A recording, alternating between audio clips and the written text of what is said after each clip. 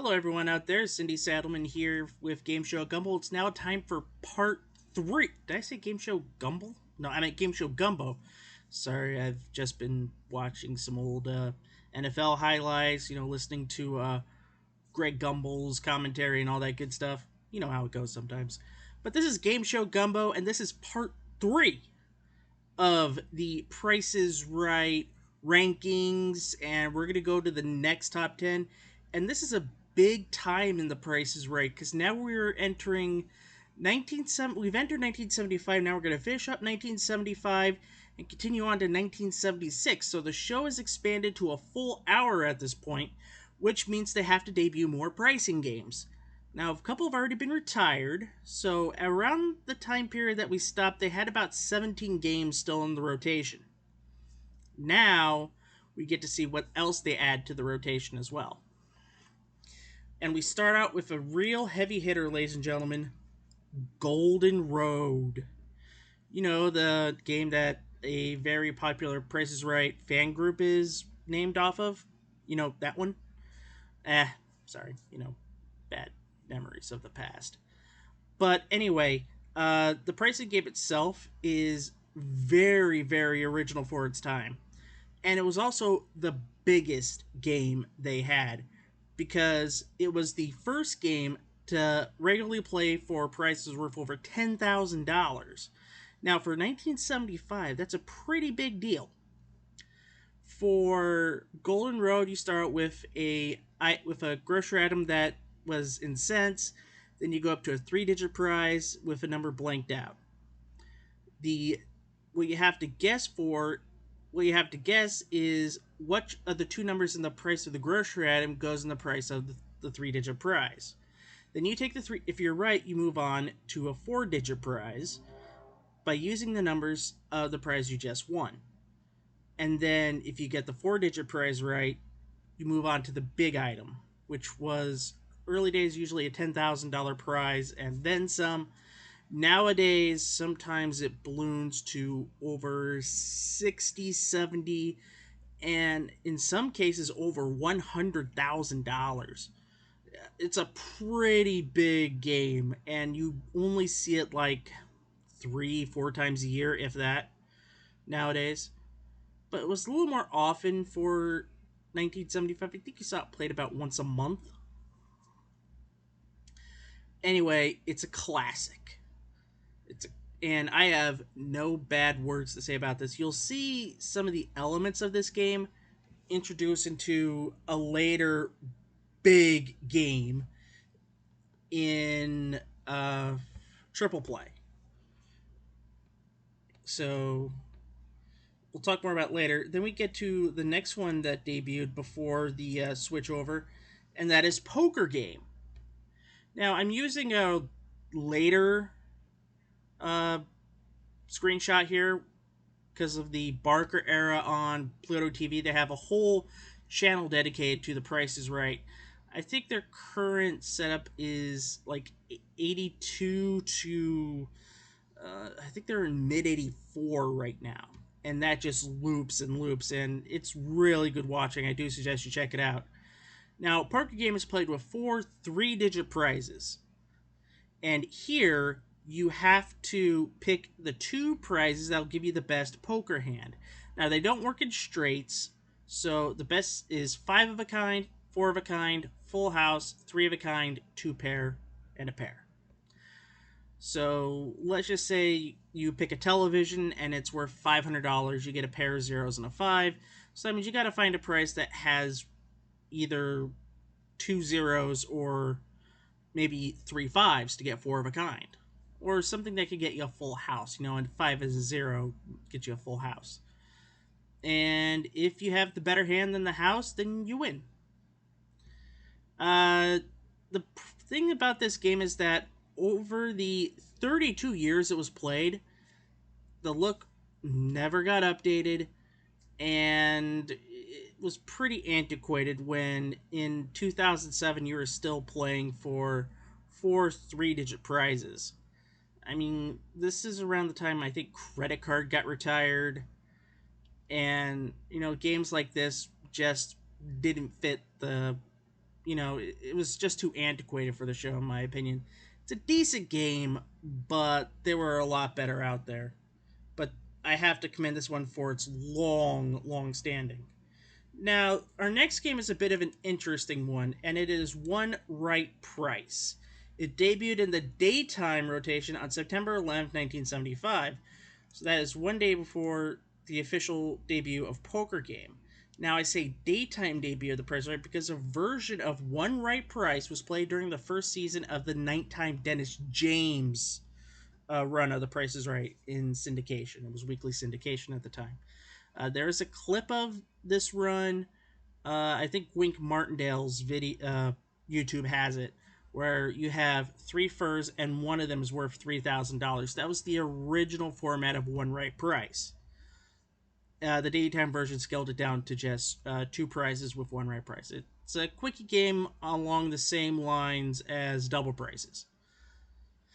Nothing fundamentally wrong, and honestly, I like one right price more than double prices, in my opinion. You have the capability of playing for bigger and better prizes, and I always like that. Now we have another classic in Danger Price. And once again, I'm using a later picture of Danger Price. Now, it's simple. You're shown four prizes and one price. You have to avoid the item that is that is the danger price. And if you do that, you pick the three items that's not, you win. Now, it's gone through a couple of setup changes. This is the first setup. Actually, I take that back. This is the second setup because the first setup was played on the turntables, and instead of showing the actual name of the prize that you're playing for, it had numbers 1, 2, 3, 4. And I think showing the actual prize, made it easier on the contestants, so they don't, they're not guessing at what an item is. It makes it more obvious to them. And then we have the current Danger Price setup with the sirens and everything. And I like it, but sometimes it does get a bit annoying. I kind of wish they would scale it down. But as a game itself, it is really fun. And this, I don't want to say it's the inspiration, but this game and Trivia Trap on ABC in the mid 80s shares similar formats. Well, actually, the first format of Trivia Trap. Then they changed it midstream, and it was still okay, but I missed the original format. I have to see how long it lasted. Maybe I'll do a 26 weeks or less on Trivia Trap. I haven't done many Goods of Time in 26 weeks or less. I don't think I've done any at all, honestly. Then we get to another heavy hitter in Three Strikes.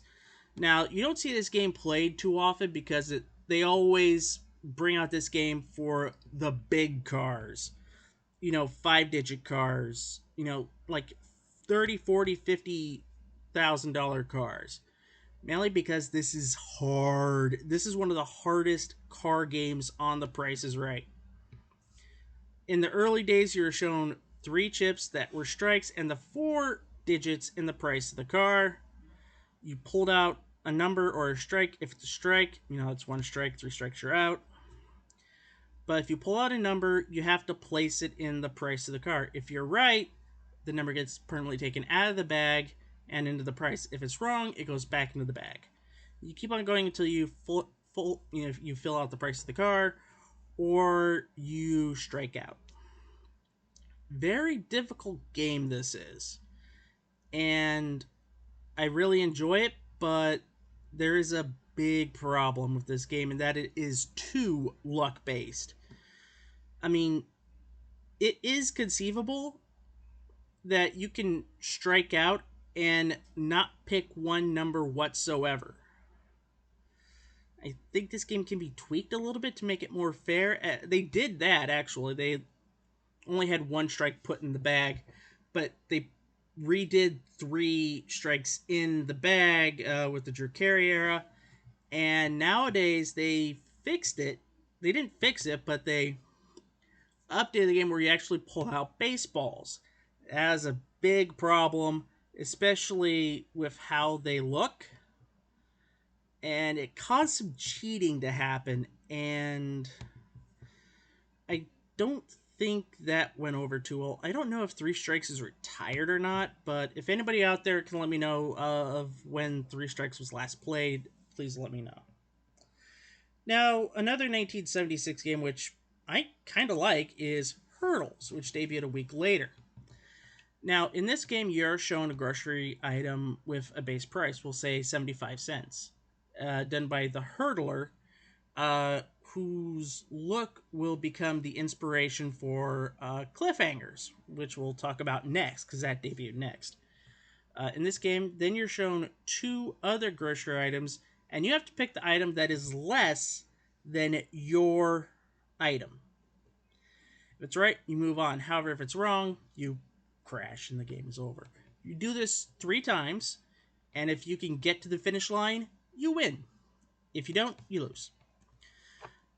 This is a very interesting game.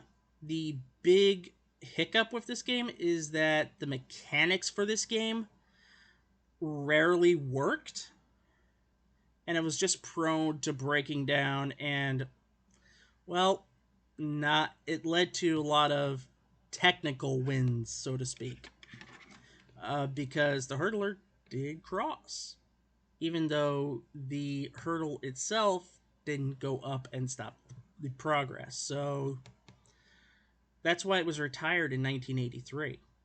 And plus, the starter pistol is never a good thing.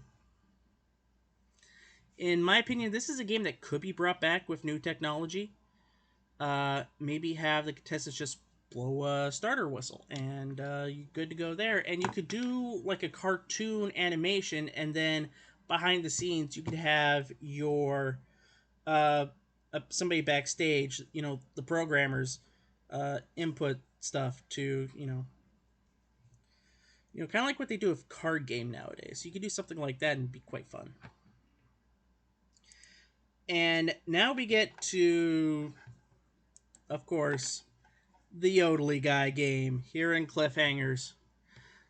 Now, this was an interesting one early on because we all know how you play Cliffhangers. You are shown 3 items and you have to guess the item correctly or within you have 3 items you need to guess, almost on the nose because you have 25 steps, yada yada yada. You all know how to play Cliffhangers. Originally they played it with 4 items instead of the traditional 3 that we see right now, and this game has taken on a life of its own on The Price is Right. And Price is Right never really had a mascot, but let's be honest, Yodely Guy is the Price is Right mascot. And I'm very happy for that because I personally love cliffhangers.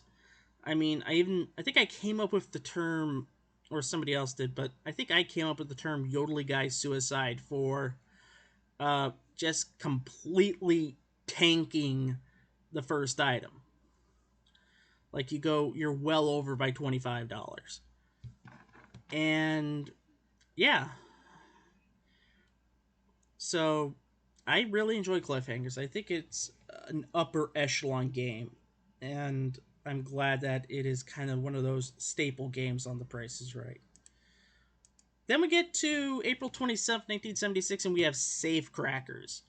Safecrackers is a really... I love the look of Safecrackers. And interesting game for your play for a prize, but and also a smaller prize as well, 3-digit smaller prize.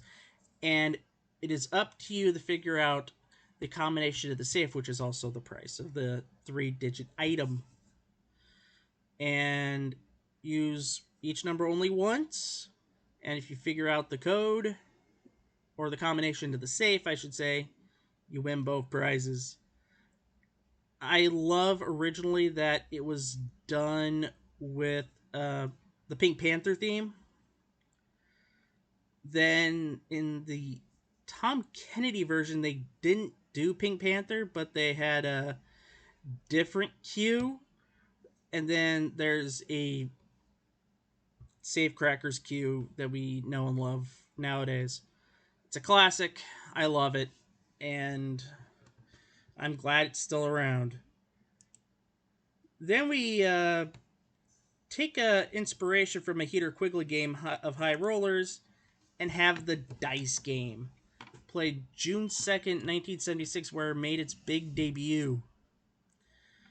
You know, you have the dice, you roll down the table, and if you get it right, the number goes up. If not, you have to guess whether it's higher or lower than the number of the dice that you rolled. Originally, it could be any number 0 through 9. But once they figured out that was too difficult, they just limited it to the number on the dice. So no zeros, no numbers higher than 6.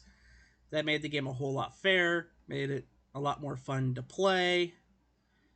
And this was one of the games that I fondly remember that when 5-digit cards started to pop up on the prices right, this was the game that got the big facelift. It became deluxe dice game. And another game beforehand that we talked about, Three Strikes, became Three Strikes Plus. Money Game, one of the original games that we talked about, one of the original 10, became Big Money Game. So those were the three that had version changes. And I just love Dice Game. It is a fantastic game. And then we get to the first of the same name, different game pricing games. And that is Bullseye. This is the current version that you know and love today. It debuted on one of the last episodes of the 1975-1976 season, so right after they just went to 1 hour. And with this game, all you got to do is you pick an item and you guess how many will get you in the bullseye. Originally, it was $9 to $10. Then they fixed it to where it was 5 and 6, and nowadays I think it's 10 to 12. I don't know if they changed it yet, but I could see a time where they will change it. Instead of 10 to 12, I think you could see more like 18 to 20 or something along those lines, with grocery items, getting higher and higher in price. But anyways, it's a classic look. I love the look of Bullseye. It just recently got a fresh coat of paint, and I think it looks great.